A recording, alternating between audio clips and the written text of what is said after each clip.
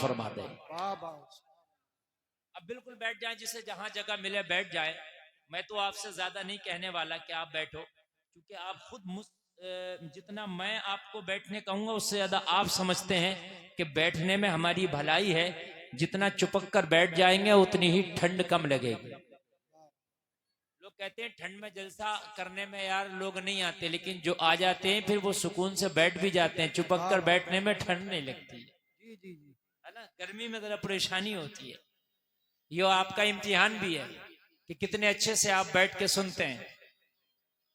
सुनने के लिए तैयार है ना? जी जी। बोलो जरा सुभान अल्लाह। सुभान अल्लाह। सारा मजमा हाथ उठा के बोले सुभान अल्लाह यार। सुभान अल्लाह। हाँ, बड़ी बड़ी आपने बेरहबी सी इख्तियार की है। और आप जो है ना, ऐसा लगता है कि जैसे कोई भटका हुआ मुसाफिर होता है, उसे अपने रास्ता और मंजिल का पता ही नहीं होता। आपको अपने रास्ते का भी पता होना चाहिए, मंजिल का भी। मुस्तफ़ा की महफिल में आए हैं, मुस्तफ़ा की बात सुनना है। मैंने कुरान की आयत पढ़ी, नबी की जिंदगी, नबी की लाइफ तुम्हारे लिए बेहतरीन नमूना अमल है।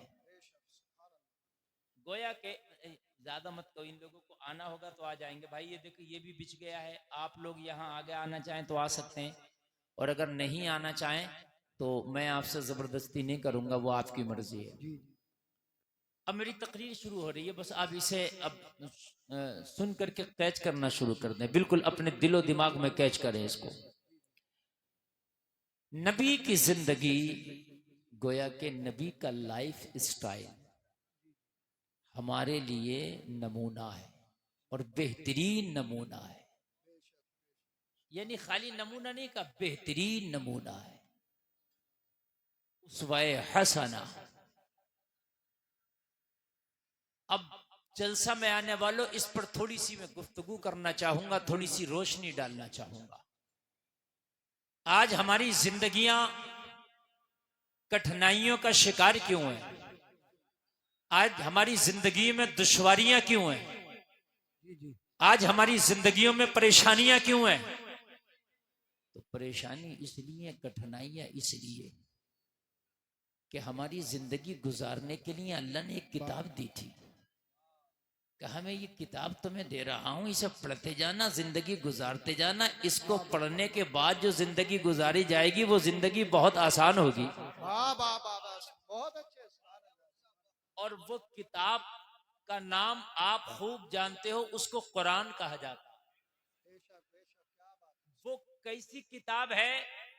पूरी दुनिया में कोई किताब ऐसी नहीं बनी कि जिसमें कोई बात एक बार लिख दी जाए और वो अटल हो जाए, इधर उधर ना हो, शक की गुंजाइश ना हो। कभी तो ऐसा होता है किताब कुछ कह रही है, हकीकत कुछ कह रही है। लेकिन कुरान ऐसी किताब है, 1400 साल पहले अल्लाह ने जो उसमें उतार दिया, जो कुरान ने कह दिया वही हो कह रहा। तिल बराबर इंच बराबर नहीं बदला, जो कुरान ने कह दिया वो होके, जोर से बोले, वो होके। कुरान से इधर उधर जो आप भटकोगे, जिंदगी भटक जाएगी। दुनिया कांटों का बन है। आला हजरत कहते हैं शहद दिखाए जहर पिलाए। ये दुनिया बड़ी मीठी लगती है, बड़ी प्यारी लगती है, बड़ी सुंदर लगती है, बड़ी लाजवाब लगती है, बड़ी रंग रंगीलियों वाली लगती है, मगर आला हजरत कहते हैं ये दिखाती शहद है, पिलाती जहर है। दिखाती शहद है, पिलाती जहर है। आला हजरत कहते हैं इस मरी हुई पे ललचाना नहीं, इसलिए कि दुनिया जो है ये बड़ी बेमुरव्वत है, बड़ी मतलबी है। दुनिया ऐसी है कि जिसके साथ कितनी भी भलाइयां कर दो, अगर आप उसकी एक बात ना मानो तो सब पे पानी फेर देता। जा तुझे भी देख लिया यार। आप 100 भलाइयां करो उसके साथ और एक उसकी बात ना मानो, वो आपसे रात के 2 बजे कहे चलो रामपुर चलने, आपको भाई मुझे सर्दी लग रही, मैं नहीं जाऊंगा। जा तुझे देख लिया यार। ये है दुनिया। क्या है ये दुनिया। और अल्लाह वो है, उसकी 100 मर्तबा आप नाफरमानी करते हैं और फिर भी वो कहता है मेरा बंदा। जी वाह वाह वाह, क्या बात है, क्या बात है। फिर भी वो कहता है मेरा बंदा। मेरा बंदा। मदीने के आका वो हैं कि उनकी शरीयत को हम ठुकराते हैं, अमल नहीं करते उनके अहकाम पर, फिर भी कहते हैं रब्बे हबली उम्मती। बेशक बेशक। फिर भी कहते हैं रब्बे हबली उम्मती। जो जिंदगी में हमारी जवाल आया है, जो हमारी जिंदगियों में परेशानियां आई हैं, सबसे बड़ी चीज ये है कि कुरान जो हमारे लिए एक ज़ाब्ता-ए हयात था, हमने उसे छोड़ा। नबी की जिंदगी कि जिन्होंने कुरान पे प्रैक्टिकल करके बताया जिंदगी ऐसे गुजारी जाती है। कुरान में थ्योरी है, कुरान में क्या है? थ्योरी है, बता दिया गया कुरान में। कुरान में कहा अकीमुस्सलाह, नमाज पढ़ो, कायम करो नमाज, थ्योरी है ये, कह दिया गया। कैसे पढ़े? नबी ने प्रैक्टिकल करके बताया, ऐसे पढ़े, कयाम ऐसे होगा, रुकू ऐसे होगा, सजदा ऐसे होगा। कोई बात है कि नहीं है? तो कुरान और नबी की जिंदगी को मजबूती से पकड़ना पड़ेगा अगर चाहते हो कि जिंदगी आसानी से गुजरे। वाह वाह वाह, सुभान। और आज किसी से भी बात करो, को भी कैसे, तो वैसे तो कह देगा ठीक है मजे आ रहे हैं, लेकिन उससे सच में पूछना, अकेले में रखा ना, सही बता यार कैसे गुजरे, कहेगा मौलाना बड़ी परेशान। जी जी। हमने नेता लोगों से पूछा तुम बताओ कैसी गुजर रही है? भाई तुम तो मंत्री बन गए, मौलाना बड़ा ही परेशान हूँ, अपोजिट बिल्कुल जीने नहीं दे रहा, और अब ये जो कुर्सी है ना ये भी छीनने फिर रही है। जी जी। सही बता रहा हूं मैं। मालदार से पूछो, वो भी कहता मौलाना सुकून नहीं है, हकीकत बता रहा हूं। और से पूछा भाई तू बता, कहने लगा मौलाना क्या बताऊं, यकीन मानना, मेरे अपने भी मुखालिफ हैं, मेरे गैर भी मुखालिफ हैं, जीना दुश्वार और हराम कर दिया। वाह वाह वाह। मैंने डॉक्टर साहब से पूछा आप तो मजे में हो गए भाई, 2-2 हजार की फीस ले लेते हो, 1 मिनट देखते हो मरीज को नुस्खा लिखने का, और प्लस दवाई पे भी आपको मिलता है परसेंटेज, वो तो एमआरपी पे दे देगा मेडिकल वाला, लेकिन उसका जो कमीशन मिलेगा वो आप पे फिर आता। अल्ट्रासाउंड कराएगा तो उसका भी आप पे आएगा, खून की जांच कराएगा, खून इसका निकलेगा, पैसा आपको मिलेगा रिटर्न। जी जी। मजे ही मजे हैं। तो डॉक्टर साहब ने कहा मौलाना बड़ा परेशान हूँ, नींद की गोलियां खा खा के सो रहा हूँ रात को। हकीकत बात है मेरे भाई, ये सब कुछ हमने देखा यार, सुकून कहाँ है?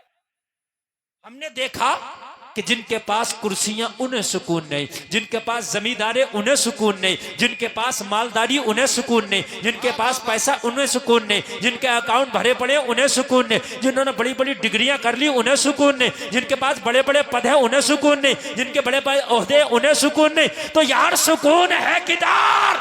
वाह वाह वाह, सुभान अल्लाह सुभान अल्लाह। हर आदमी सुकून देख रहा है ना, हर आदमी सुकून ढूंढ रहा है। थोड़ा आवाज और बढ़ाएं और इसका बेस बढ़ाएं, आवाज भारी करें, मैं भी सुकून ढूंढ रहा हूं। जी जी। अच्छा मैक बोल रहा है, बहुत अच्छा मैक बोल रहा है, माशाल्लाह। तो हर आदमी सुकून चाहता है। आदमी घर में 1 करोड़ रुपए लगाता है, सुकून मिल जाए, बेहतरीन महंगी कार लाता है, सुकून मिल जाए। अरे बोलो है कि नहीं?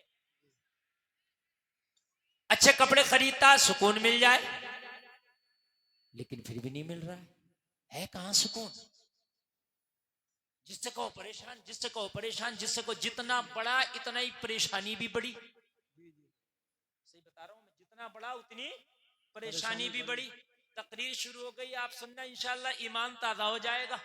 जी जी। आप कह रहे होंगे वक्त कम है, तो मेरे पास बहुत ही कम वक्त है, मुझे दिल्ली पहुंचना है, और वहां से दिल्ली से मुझे अभी ऐसे कोहरे में 5 बजे सुबह दिल्ली पहुंचना है, और वहां से मुझे फिर एमपी के लिए सफर करना है, अगला सफर वहां से तय होगा। तो इसलिए मुझे बहुत लंबा सफर दिख रहा है और कोहरे का आलम है, लेकिन मैं बहुत दिल से बोलना चाहता हूं, अगर आप दिल से सुनना चाहें तो बोलिए। सुनना चाहते हैं ना? बेशक। सुकून है कहाँ? हर आदमी सुकून के चक्कर में, तो कान खोल कर सुनने, घर में एसी लगाई सुकून मिले, घर में गीजर लगाया सुकून मिले, रंग रोगन कराया सुकून मिले, टाइल्स लगाया सुकून मिले, पत्थर लगाया सुकून मिले, तूने हर काम बटन पे कर दिया सुकून मिले, मगर जलसे में आने वाले वाले सुकून नहीं है, इसलिए कि सुकून मिलेगा कुरान में, सुकून मिलेगा मुस्तफा की जिंदगी में।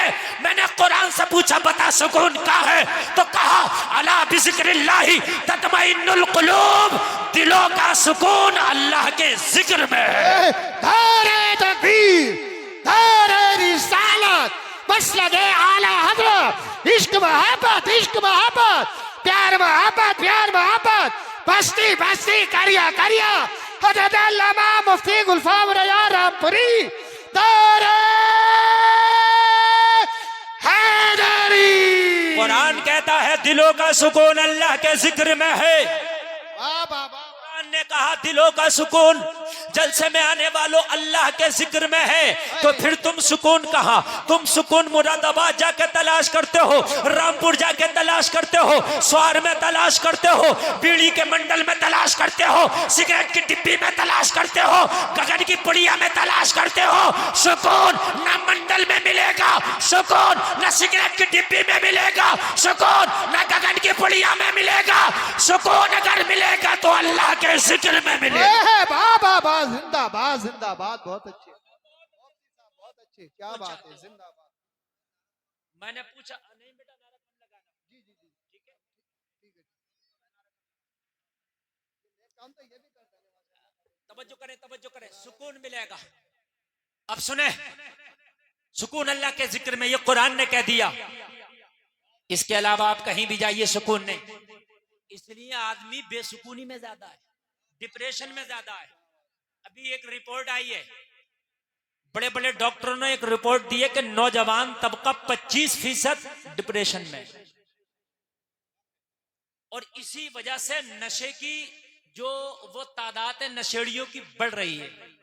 जब आदमी डिप्रेशन में जाता है तो सोचता है कि नशा करके शायद ये मेरा गम, मेरी टेंशन, मेरा डिप्रेशन हल्का होगा, मगर पता नहीं है जैसे ही नशा उतरेगा फिर नशे की लत लग जाएगी, एक अलग बीमारी शुरू हो जाएगी। मैंने पूछा आपके गांव में कितना वोट होगा, तो बताया हजरत तकरीबन 27-2800।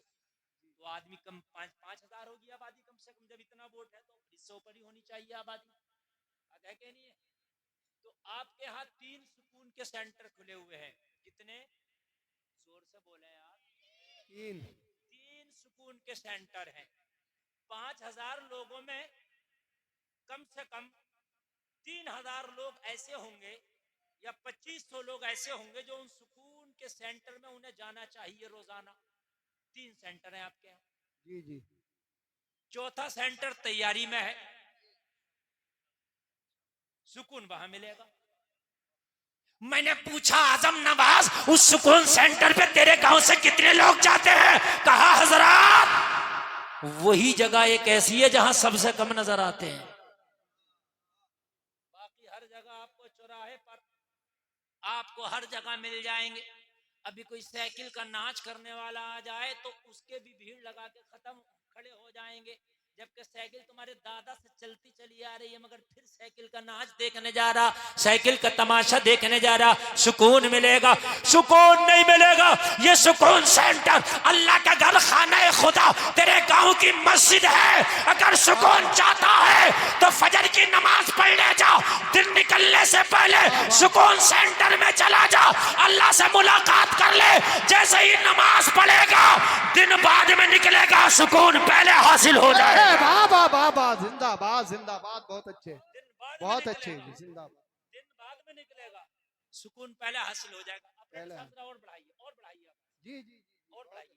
दिन बाद में निकलेगा, दिन बाद में निकलेगा, सुकून पहले। अच्छा, फजर का वक्त ये सूरज निकलने के बाद भी तो रखा जा सकता था, सूरज निकलने से पहले ही क्यों? इसलिए रखा गया जी जी, कि ताकि बंदा नमाज पढ़े, दिन बाद में निकले, सुकून का इंतजाम पहले हो जाए। दिन बाद में निकले, सुकून का इंतजाम पहले हो जाए। ये ईशा का टाइम है, सोने के वक्त क्यों है? ईशा के बाद बंदा सोता ही है। ये ईशा की नमाज इधर असर में हो जाती, मगरिब के आसपास हो जाती, इसलिए कि ईशा पढ़ने के बाद जब सो जाए तो नींद में सुकून मिले।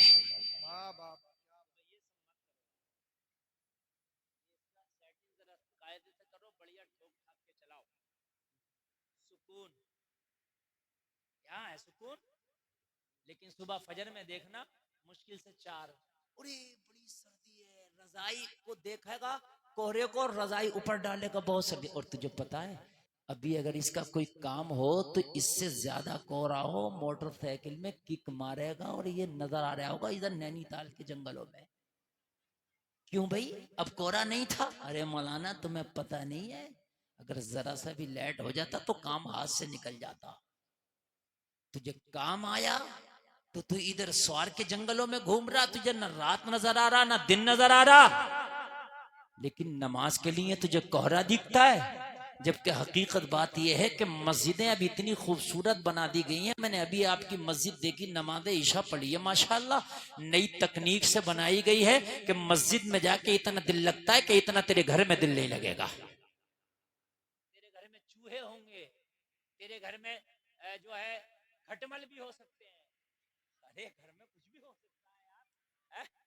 तेरे घर में बीवी का झगड़ा, तेरे घर में भाइयों का झगड़ा है ना, लेकिन मस्जिद में कुछ नहीं, सिर्फ मस्जिद में सुकून ही सुकून है। तो मस्जिद में आना, इधर तुझे सुकून मिलेगा, इधर सुकून हासिल होगा। लेकिन इससे दूर भाग के जाएगा कहां? कहता मौलाना सुकून नहीं, सुकून नहीं, मियाओं के पास जाना शुरू कर दिया। और कुछ हमारे मुसलमान, अल्लाह माफ करे, अल्लाह इन्हें हिदायत दे दे, कलमा पढ़ते हैं, पता नहीं कैसे कलमा पढ़ा है, मैंने यहां तक सुना है और अपनी आंखों से कितनों को देखा है कि जब वो परेशान हुए तो बाबाओं के पास जाना शुरू कर दिया, गैर मुस्लिम बाबाओं के पास, उनके पास जा रहे हैं, उनके मठों में जा रहे हैं कि वहां हमें सुकून मिल जाए। खुदा की कसम तुझे सुकून कहीं नहीं मिलेगा। अगर सुकून चाहता है तो तुझे मुस्तफा की जिंदगी में मिलेगा। एक बात बताऊं मैं यार, जब गैरों को सुकून हासिल करना होता, खुदा की कसम वो इस्लाम के करीब होते हैं कि यार सुकून इधर मिलेगा। और तू है इस्लाम से दूर भाग के सुकून हासिल करना चाहता है, नहीं मिलेगा। एक बहुत बड़ा ईसाई प्रोफेसर है, बहुत काबिल है, दुनिया की तालीम बहुत ज्यादा उसके पास है। जलसे में आने वालों जरा दिल के कानों से सुनना, लेकिन घरेलू मामले में गिरफ्तार हो गया, बीवी से झगड़े का शिकार हो गया। और आपको मालूम है इंसान पूरी दुनिया से मुकाबला कर सकता है, पूरी दुनिया से पंगा ले सकता है, लेकिन अगर घर में खाना जंगी हो जाए, अगर बीवी से उसका झगड़ा हो जाए तो उसकी जिंदगी नर्क बन जाती है, उसकी जिंदगी जीते जी जहन्नम बन जाती है। इसलिए कि बीवी से कैसे दूरी इख्तियार करे, बीवी लाइफ पार्टनर है, बीवी शरीके हयात है, बीवी से दूरी इख्तियार नहीं कर सकता। बीवी से झगड़ा हुआ, बीवी से इख्तलाफ हुआ, लोगों मजहबन ईसाई है, बीवी जलाल में आई, कहने लगी तेरे साथ नहीं रहना, तलाक चाहिए। ये पढ़ा लिखा आदमी था, इज्जतदार आदमी था, प्रोफेसर आदमी था, चाहता था कि अगर बीवी का तलाक हो गया तो माशरे में बेइज्जती होगी। तलाक होने से बेइज्जती भी होती है ना यार। ये मामला घर का घर में निपट जाए और ये बीवी यही मान जाए और मामला थोड़ा सा चाहिए मुझे कह सुन ले, लेकिन ये यही तलाक तक नौबत ना आए, यही निपट जाए। लेकिन आपको मालूम है अगर मोहतरमा अपनी जिद पे आ जाए तो फिर मान के किसी की नहीं देती, मान के नहीं देती है। फिर ये टेढ़ी पसली से पैदा है ना, ये इनको आप चाहो कि सीधा कर दें तो ये टूट सकती हैं मगर सीधी नहीं होंगी, ये समझना जरूरी है। आज मेरे भाई 60% तलाकें हो रही हैं, किस बुनियाद पर? जरा सा झगड़ा हुआ, वो कह रहा देख खामोश हो जा, देख मान जा। अच्छा ना खामोश हुई तो क्या कर लेगा? बस यही काम खराब हो, बस वो यही करता है, फिर तलाक ही देता है। और क्या करता है? फिर कहता है कि हजरत गुस्से में दे दिया था मैंने, है ना। फिर मोहतरमा को भी समझ में आ गया ये नहीं होना चाहिए था, उन्हें भी समझ में आ गया नहीं होना चाहिए था। फिर भागते मौली साहब के पास, हजरत ये बताइए हमने तलाक गुस्से में दे दिया था, हो गया। मेरे प्यारे मोहब्बत में कौन तलाक देता? गुस्से में ही तो तलाक होती है। अब पछता रहा है, अब पछता रहा। देने से पहले मौलवी से पूछता हजरत बीवी बहुत झगड़ा करती है, क्या करूं? तो मौलाना रास्ता बता देता। अरे बात समझ में आ रही है? एक शख्स की बीवी ने कहा भाई कान खोल के सुन ले, शरीयत के हिसाब से जिंदगी गुजरी। कहा ठीक। बोली तेरे अब्बा तेरी अम्मा ना मेरे वो बाप है ना मेरी माँ, मेरे सास ससुर है वो। शरीयत मुझे मजबूर नहीं करती है कि मैं उनकी खिदमत करूं, मैं नहीं करूंगी। लगा यार मेरे बाप हैं, बूढ़े हो गए, माँ बूढ़ी हो गई, थोड़ा इनकी तरफ भी रहम कर ले, खिदमत कर ले। करने लगी शरीयत बता रही हो तो बता, तेरे माँ बाप हैं, मैं अखलाकन कर लूं तो ठीक है, ना करूं तो कोई बात नहीं। बात सही है, अगर औरत अपने बच्चे को दूध भी ना पिलाए तो औरत मर्द के ऊपर जिम्मेदारी है कि वो उसको दूध पिलवाए, चाहे मुआवजा दे के पिलवाए। यार बड़ा परेशान, आज का होता तलाक दे बैठता, मगर ये आदमी होशियार था, चलो किसी मौलवी से मिलते हैं। हजरत के पास गया, हजरत घर बिगड़ने वाला है, शादी की थी कि बूढ़े माँ बाप को 2 रोटी टाइम से मिला करेंगी, मगर अब वो जो मिल रही थी वो भी खत्म हो गई। वो कह रही है तुम्हारे माँ बाप है, तुम करो, मैं क्यों करूं। मौलाना ने कहा कह तो सही रही, अगर काश अगर कोई अपने मामले में मौलाना के पास जाओ तभी तो तुम्हारे मामलात आसान होंगे। तुम मौलाना के पास बाद में जा रहे हो, वकील साहब के पास पहले जा रहे हो, दरोगा जी के पास पहले जा रहे हो, थानेदार साहब के पास पहले जा रहे हो, और रिश्तेदार कह रहे हैं हटेंगे नहीं, टेंशन मत लियो, लगाओ इतने मुकदमे, घर बनने ही ना दे रहा। अभी एक मीटिंग हुई में डीएम के, उसमें तमाम अधिकारी थे, डीएम भी था, तो उसने खुद कहा, बोला 90% जो मियाँ बीवी के मुकदमे हैं वो खुद तो मान जाए, मगर ये जो लिवाहिकीन है ये नहीं मानने देते। हटना मत पीछे, 2 लगा दो, दहेज प्रथा और लगा दो मुकदमे। यार अगर कोई मामला है तो समझाओ आपस में, मामलात को बिगड़वाओ मत, मामलात को बनवाओ। मौलाना ने कहा ठीक तो कहती है, तो कहा हजरत ठीक तो कहती है, लेकिन माँ बाप बूढ़े, उन्हें कौन देगा रोटी पका के। तो कहने लगे हम बताएंगे उसका तरीका है तो हम। तो बोला हजरत बता ही दे। तो कहना एक काम करो, दूसरा निकाह कर लो, शरीयत उसकी इजाजत देती है। और बीवी से जाके कहना आप सही कह रही थी, शरीयत ने आपको मजबूर नहीं किया कि मेरे बाप बाप की खिदमत करो, आप मत करें, मैं एक और निकाह कर लेता हूं, वो मेरे माँ बाप की खिदमत करेगी, तुम मेरी खिदमत करना। शरीयत ने इजाजत दी है, और उसे मना करे तो फिर तुम कहना आप गलत हो, इसलिए कि आप कह रही हो कि शरीयत हमें मजबूर नहीं करता तुम्हारे माँ बाप की खिदमत करने पर, तो फिर शरीयत हमें भी तो इजाजत दे रही है ना। कहने लगे ठीक है। गए बीवी से बोले कोई बात नहीं, आप मेरे वालिदैन की बिल्कुल देख रेख ना करें। बोली ठीक है, शरीयत तो इजाजत दे रही है, हाँ हाँ, लेकिन बोले ऐसा मैं मौलाना साहब से मसला पूछ रहा हूँ, एक निकाह और कर रहा हूँ। कहने लगे क्यों। कहने लगे वो मेरे माँ बाप की खिदमत किया करेगी। कहने लगी मैं हट्टी कट्टी किस लिए हूं, मैं मर गई क्या, मैं हूं तो मुझे बताएं कब गर्म पानी होना है, कब ठंडा पानी होना है, कब खाना खिलाना, दूसरे निकाह की जरूरत क्या, मैं हूं ना। तो कहने लगे तुम तो पहले भी थी। तो कहने लगे हमें क्या पता, तुम्हें ये मसला भी मालूम हो जाएगा। शरीयत ने बड़ी आसान जिंदगी बताई है, समझ रहे हैं, शरीयत ने क्या किया, बड़ी आसान जिंदगी बताई है। तो प्रोफेसर साहब की बीवी ने कहा मुझे तलाक चाहिए। प्रोफेसर ने समझाया, मानने को तैयार नहीं। घर वालों ने समझाया, मानने को तैयार नहीं। रिश्तेदारों ने समझाया, मानने को तैयार नहीं। पड़ोसियों ने समझाया, मानने को तैयार नहीं। अईज़ा अक़रबा ने समझाया, मानने को तैयार नहीं। प्रोफेसर हार गया, परेशान हो गया, सर पकड़ के बैठ गया, यार क्या करूं, मेरी बीवी मानने को तैयार नहीं है। तलाक दे दिया, मुआशरे में बड़ी बेइज्जती होगी। तलाक दे दिया, कहीं मुंह दिखाने का नहीं रहूंगा। तलाक दे दिया, घर का घर बिगड़ जाएगा। तलाक दे दिया, छोटे छोटे बच्चों का क्या होगा। तलाक दे दिया, जिंदगी खराब हो जाएगी। तलाक दे दिया, सारा शिराजा बिखर जाएगा। हो तो क्या हो, लेकिन किसी को मानने को तैयार नहीं। घोड़े पे सवार थी, तलाक चाहिए, तलाक चाहिए। लोगों प्रोफेसर है, लोगों पढ़ा लिखा है, लोगों काबिल है, लोगों एजुकेटेड है, मगर इसकी तालीम इसे बता ना सकी, इसकी पढ़ाई इसे बचा ना सकी, इसकी काबिलियत इसे बचा ना सकी। अब इसको नजर आया डूबते को तिनके का सहारा होता है। जब काबिलियत ने जवाब दे दिया, तालीम ने जवाब दे दिया, लोगों इसके मुआशरे ने जवाब दे दिया, तो इसके दिल में आया, मुसलमान कहता है कुरान में हर समस्या का समाधान है। चलो यार किसी मुसलमान के पास चलते हैं, किसी आलिम कुरान के पास चलते हैं, किसी आलिम दीन के पास चलते हैं, और जाकर के मालूम करेंगे कि कुरान में हर समस्या का समाधान है, हर परेशानी का हल है। तो ए आलिम कुरान ये बता कि ये मेरी समस्या कैसे दूर होगी। है ईसाई, लेकिन मदद के लिए कुरान नजर आ रहा है, और हम हैं मुसलमान और हमें बॉलीवुड नजर आता है, हमें हॉलीवुड नजर आता है। हम मुसलमान हैं, हमें दुनिया नजर आती है। वो ईसाई है, जब सारी चीजों ने दम तोड़ दिया तो फिर उसे कुरान नजर आया। तुम्हारे तो घर में सब कुछ है, तुम्हारे तो पास अल्लाह ने सब कुछ दिया है, लेकिन मेरे भाई जब तुम अपने हथियार को इस्तेमाल ही नहीं करोगे तो फिर इसमें गलती किसकी है? कुरान को इस्तेमाल करो ना। जिस कुरान को पढ़ के सहाबा ने पूरी दुनिया पे हुकूमत कर ली, उस कुरान को तुमने ताक़ो में रख दिया, कभी जुमा में पढ़ा नहीं तो वो भी नहीं पढ़ा। जलसे में आने वालों, इस वक्त कोई हिंदी पढ़ा हुआ है, कोई इंग्लिश पढ़ा हुआ है, कोई उर्दू पढ़ा हुआ है, और आजकल यूट्यूब और नेट का जमाना है।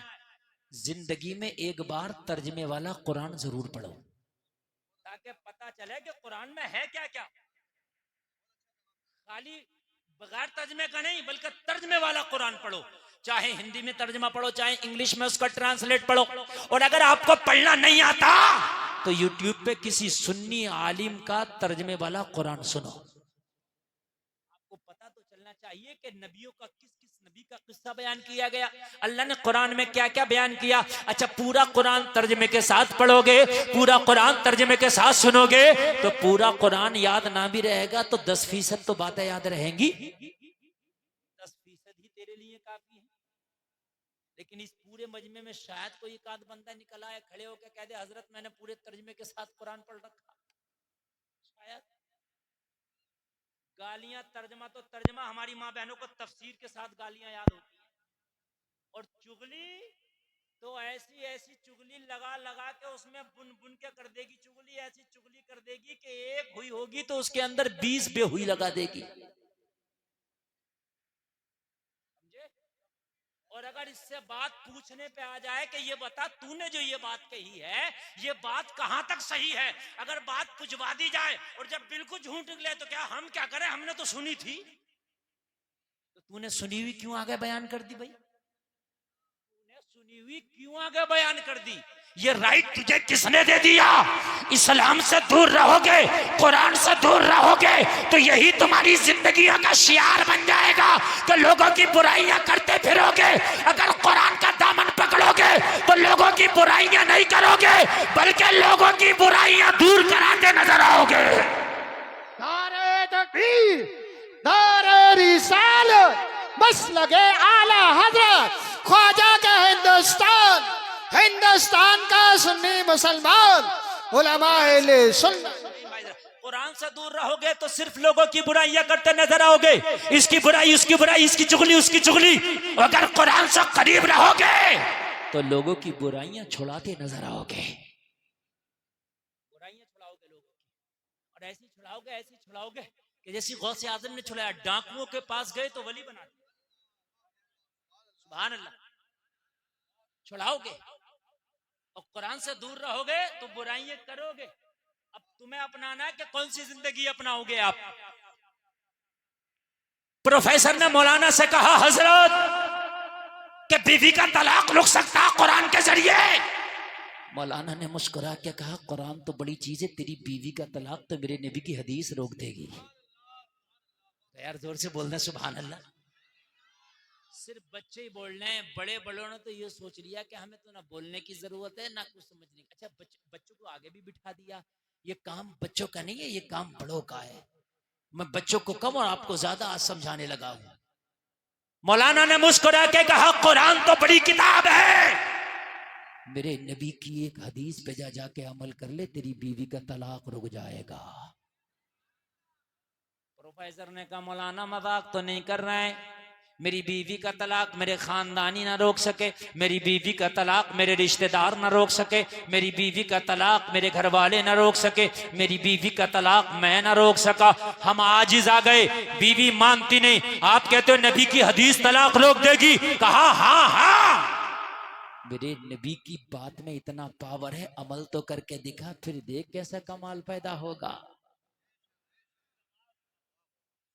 हम तो दूर हैं, हम तो मुसलमान हैं, हमें तो पानी भी पीने का पता नहीं कि सुन्नत तरीका क्या। गधे और खच्चर और बैलों की तरह खड़े खड़े पी रहे हैं, खाना भी खड़े खड़े खा रहे हैं, सर पे टोपी रखना समझते हैं तो मुल्ला जी का काम है, तो इमाम साहब का काम है, हाफिज जी का काम है। हम तो ऐसी बदमाश लोग हैं, हम तो ऐसी कैसे भी खा ले। क्यों खा ले? मुसलमान तू भी है, मुस्तफा का कलमा तूने भी पढ़ा है, जन्नत तुझे भी चाहिए।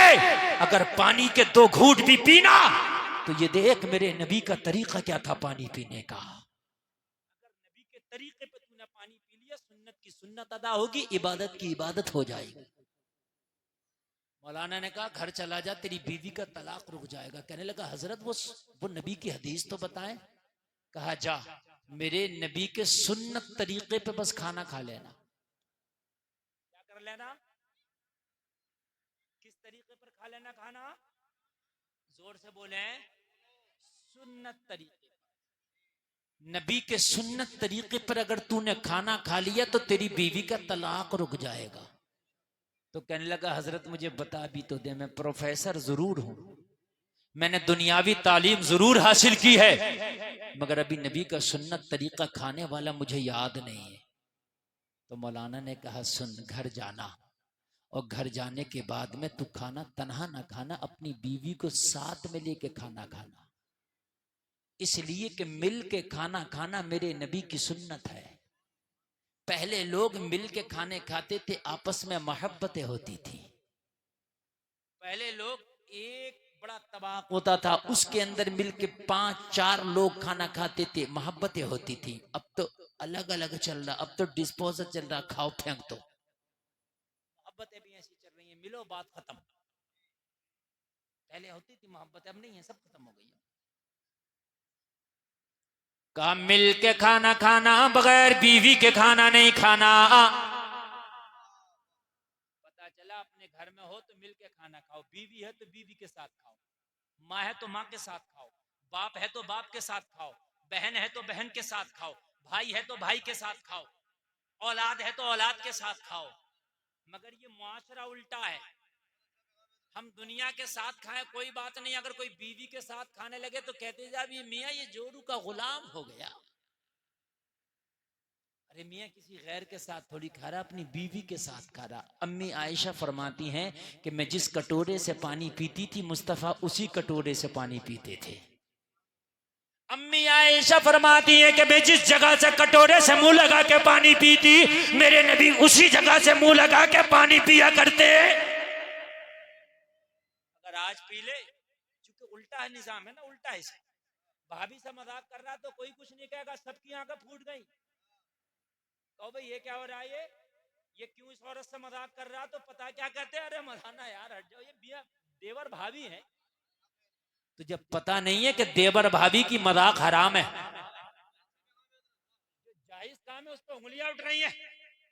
अगर कोई अपनी बीवी के साथ खाना खाने लगे तो मजाक बनाया जाता है, मियाँ ये तो जोरू का गुलाम है, बगैर बीवी के खाना नहीं खाता, बीवी शर्म से खाना नहीं खाती, मजाक बनाया जाता है। शोहर अपनी बीवी के साथ जाकर भी खाना नहीं खाता, मजाक बनाया जाता है। देवर भाभी से मजाक कर रहा तो लोग करें ये तो हक है इनका। निजामे मैकदा को जिस तरह बिगड़ा है साकी, उन्हीं को जाम मिलता है जिन्हें पीना नहीं आता। मुझे जरा बताएं, इस्लाम ने सबसे हार्ड अगर पर्दा बताया है तो भाभी को देवर से बताया, सबसे हार्ड पर्दा। बहनोई से साली का पर्दा सबसे हार्ड। लेकिन मुआशरे में सालियां भी मजाक कर रही हैं। सालियां की तो मजाक की बात छोड़ दें, दूल्हा मियां जिस दिन आए थे निकाह भी नहीं हुआ था, फूलों की डलिया लेके वहां गांव के पीपल्स थाने के रोड पे बाहर खड़ी हो गई थी दूल्हे का इस्तकबाल करने। मैंने कहा तुम क्या करने आई हो?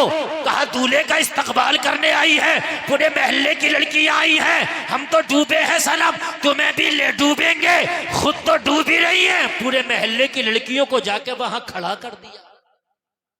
कोई मना भी तो नहीं करता, कहते हैं लड़कियां इस्तकबाल करेंगी, तुम क्या मर गए? तुम इस्तकबाल करो ना। अरे लड़कों का इस्तकबाल, दूल्हे का इस्तकबाल लड़के करें, मर्द करें। अगर दुल्हन का इस्तकबाल लड़की करें तो कुछ समझ में भी आता है। दुल्हन का इस्तकबाल लड़की कर रही है कोई बात नहीं, समझ में भी आता है। लेकिन दूल्हे का करती हैं लड़कियां। अजीब मसला है। कहा सुन्नत के मुताबिक खाना खाना, कहा कैसे? कहा बीवी को साथ में लेके, सर ढाक के, दस्तरखान बिछा के। जो मोटी मोटी सुन्नत है ना खाने की, बता दिया जा तेरा तलाक रुक जाएगा। घर गया, बीवी ने देखा आ गया प्रोफेसर। कहा प्रोफेसर साहब तलाक कब देंगे? कहा 3 दिन की मोहलत दे दो। कहा 3 दिन के बाद? कहा 1 मिनट की मोहलत नहीं मांगूंगा, तेरे मुताबिक तुझे तलाक दे दूंगा।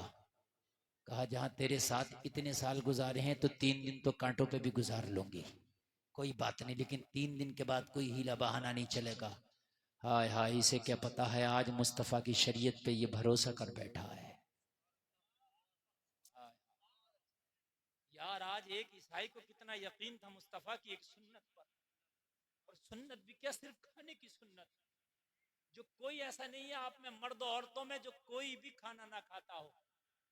कुछ सुन्नतें ऐसी हैं कि हम उसको, अभी जिनकी शादी नहीं हुई तो शादी वाली सुन्नत उन्होंने नहीं अपनाई है अभी, लेकिन खाना तो हर आदमी दिन में 2-3 बार खाता है। कितनी आम सुन्नत है, मगर भरोसा कर बैठा। कहा 3 दिन? हाँ बस 3 दिन। कहा उसके बाद? कहा अगर तू चाहेगी तो तलाक दे दूंगा, रहना चाहेगी तो रख लूंगा। कहने लगी मुझे मंजूर है तेरी शर्त, 3 दिन मैं कांटों पे भी बिता लूंगी। 3 दिन के बाद तलाक चाहिए, कहा मंजूर है। बस खाना बनाया, दोपहर का वक्त था। कहने लगी प्रोफेसर खाना खा लो, अब तो 3 दिन की बात है, इन हाथों के बने हुए खाने बस 3 दिन तक मयसर है, उसके बाद नहीं मयसर है। प्रोफेसर ने कहा अब तो तलाक होने ही है 3 दिन, अब 3 दिन की तो बात ही है, एक काम करो ना पूरा खाना बना लो, हम साथ मिलके खाएंगे। 3 दिन के बाद पता नहीं तुम कहां और हम कहां। 3 दिन के बाद पता ही नहीं साथ में बैठना नसीब हो या ना हो, साथ में खाना नसीब हो या ना हो। 3 दिन की तो बात है। कहा ठंडा हो जाएगा, कहा ठंडा भी मंजूर है, मगर अब तेरे बगैर नहीं खाना मंजूर है। बीवी का बयान है कि प्रोफेसर के ये जुमले सुने ना तो जो बगावत की आग जल रही थी सीने में वो थोड़ी सी कम हुई, मोहब्बत का थोड़ा सा दिया जला। मैं तलाक की डिमांड कर रही हूं और ये मेरे बगैर खाने भी तैयार नहीं। हाय हाय, मैं तलाक की डिमांड कर रही हूं और ये मेरे बगैर खाने भी तैयार नहीं है। कैसा मोहब्बत वाला शोहर है ये। अल्लाह अल्लाह। अब जरा गौर करें, खाना बन गया, लाई, कहने लगी अच्छा अब आजा प्रोफेसर। प्रोफेसर आ गया, अब तो खा ले। कहा ऐसे नहीं खाना है। कहा फिर कैसे खाना है? कहा ये खुले हुए बाल अच्छे नहीं लगते, इस पे एक चादर ढांक लो और अच्छे से दुपट्टा ओढ़ने के बाद फिर मेरे पास बैठो, फिर आराम से खाना खाना। आज से पहले तो कभी इसने सर के बालों का ख्याल नहीं किया था, आज से पहले तो कभी दुपट्टा का ख्याल नहीं किया था, आज से पहले तो कभी चादरों का ख्याल नहीं किया था, लेकिन आज इससे क्या हो गया? बड़े सलीके की बातें करने लग गया। आज क्या हो गया? बड़ी भलाई की बातें करने लग गया। आज क्या होगा? बड़ा सीधा सीधा चल रहा है। मगर कहने लगी 3 ही दिन की तो बात है। लाई चादर अंदर से ओढ़ लिया, अब खाने लगी तो फिर प्रोफेसर ने हाथ पकड़ लिया, कहने लगा ऐसे नहीं खाना, कोई पवित्र कपड़ा हो उसे ले आ और उसके ऊपर खाना रख फिर खाएंगे। कहा खाने से और फिर कपड़े से क्या मतलब, यानी दस्तरखान से क्या मतलब? कहने लगा अगर गिर गया खाना खाते हुए तो आपको बिस्तर धुलना होगा और आपको तकलीफ होगी धुलने में, इससे बेहतर है दस्तरखान बिछा लिया जाए ताकि आपकी तकलीफ कम हो जाए। सोचने लगी 3 दिन बाद तलाक होना और मेरी छोटी छोटी तकलीफ का कितना ख्याल है इसे। नबी की हर सुन्नत में हिकमत है मेरे अजीज। हम तो ऐसे ही छोड़ देते हैं, अगर चाय भी पीते हैं तो फैशन में 2 घूंट तो उसी में छोड़ देते हैं और इसको फैशन समझा जाता है। और अगर कोई प्लेट अपनी साफ करे ना तो आदमी गौर से देखता है कि पता नहीं इसको खाना कब से नहीं मिला, भाई अजीब चाट रहा है ये। हाँ? उसको गवार समझा जाता है। फैशन बनाया 2 घूंट छोड़ना, जिस दिन तुम मरेगा नामा अमाल में तेरा रजिस्टर खोला जाएगा। ये 2 घूंट चाय जो फेंकी गई है ये तेरे रजिस्टर में लिखा होगा। अल्लाह के हुजूर तुझे खड़े होकर इस 2 घूंट चाय का हिसाब देना होगा। फेंकी गई है ना, ये जो 2 घूंट चाय है इसका हिसाब देना। ये जो शादी में गए थे बिरयानी से प्लेट भर ली थी, मोटा मोटा खा के जो छोड़ आया था तू, ये कयामत में ना तेरे रजिस्टर में लिखा होगा। ये जो रोटी खा रहा था ठंडी थी फेंक दी थी, छू नहीं रहा था, वो लिखा गया तेरे नामा अमाल में। हाँ ये लिखा गया है।